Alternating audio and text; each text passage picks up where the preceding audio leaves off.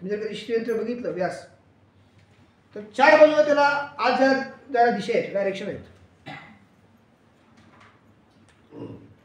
तिथे 4 शेष आहेत.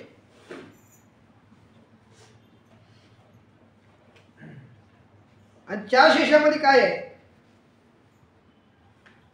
स्वार्थ, मद, मत्सर, लोभ हा जळला पाहिजे. आता तो शेष तुम्हाला खाऊन टाकतो, आत इंटरेस्ट मिळत नाही.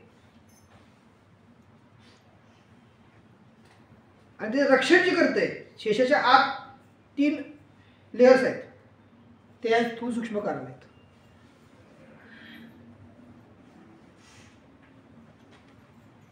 त्याच्या आतमध्ये मी मागाशी पण सांगितलं, जयंती मंगला देवी 11 ज्या देवी आहेत त्याच्या आत आहेत. त्या 11 देवी आहेत, दशमाविद्या आहेत आत सगळे. आणि मग षोडशी जी आहे 16 वर्षाची मुलगी, सगळ्या सेंटरला येते.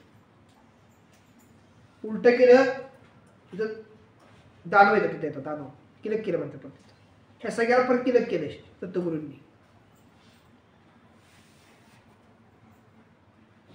तर 4 मुक्ती जे आहेत, ह्या 4 मुक्ती ते 4 यंत्रणा जोडले, 4 बाजू जोडल्या गेलेत. अतिशय अवघड त्यात जाणं. आत किती ते लोक आत घुसली आणि हातातून सगळ्या चिरकाढे निघा रक्ताच्या. कारण त्यातून बाहेर आत पूर्ण घुसलं नाही, मध्ये अडकला तर अवघड आहे सगळं. काहीही न करता तुम्हाला सगळं मिळतं. याच किती सोपं करून दिलं.